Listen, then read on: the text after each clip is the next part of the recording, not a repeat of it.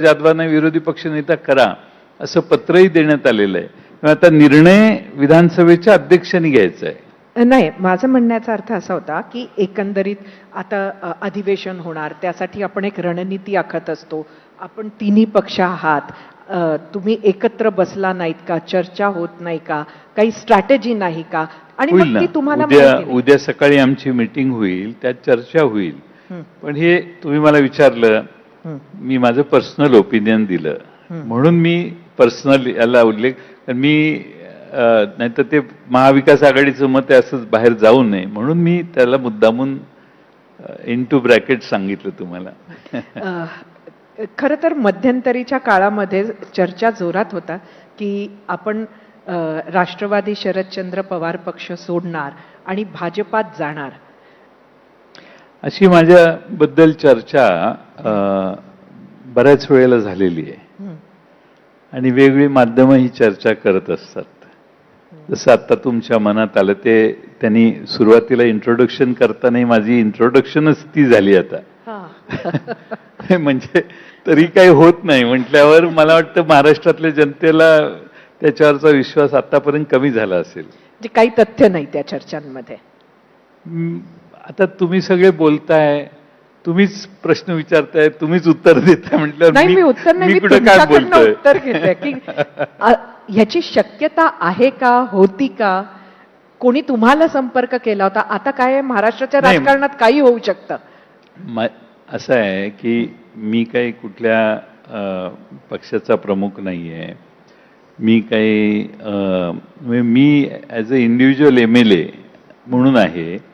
माझा पक्ष माझ्याबरोबर आहे, नाही असं नाही, पण मला कोणी संपर्क साधलेला नाही, माझा कुणाशी संवाद चाललेला नाही, कुणाशी डायलॉग नाही आहे आणि तशी चर्चा कुणाशी झालेली नाही. तर ह्याच्यावर कसं काय बोलणार आपण?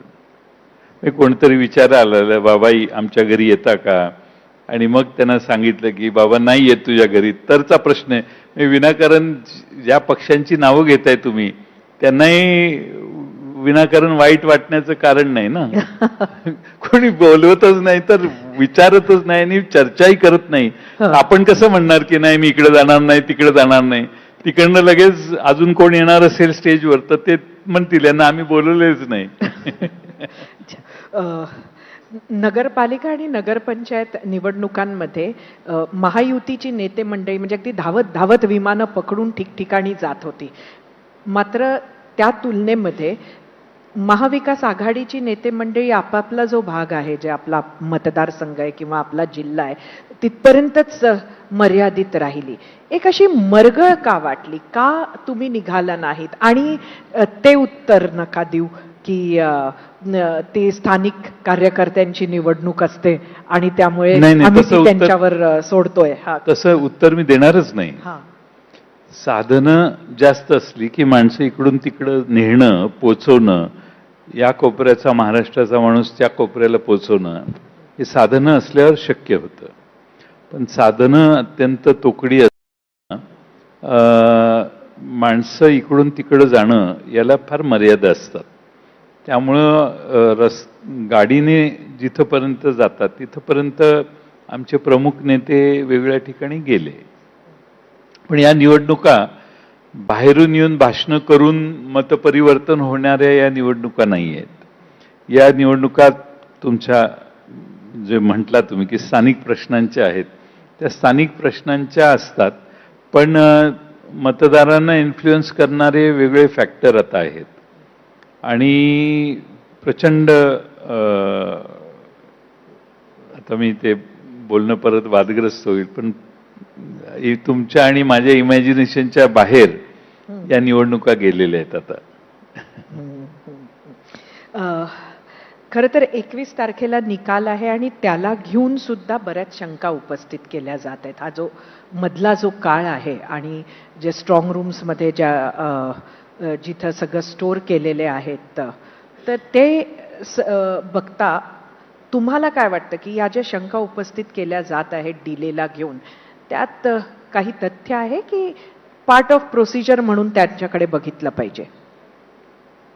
नाही, खरं म्हणजे बॅलेटवर निवडणुका झाल्या तर लोकांचा विश्वास या निवडणुकीवर राहील जोपर्यंत मशीनवर निवडणुका होतात त्यावेळी जो पराभूत होतो त्याचा त्याच्यावरचा विश्वास उडून जातो.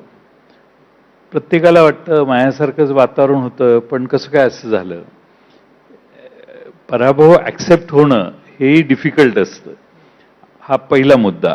आणि काही वेळा नक्की विजय होणार आहे हे माहीत असताना पराभव जर झाला तर ते ॲक्सेप्ट न करता मग वेगळ्या रिॲक्शन्स येऊ शकतात.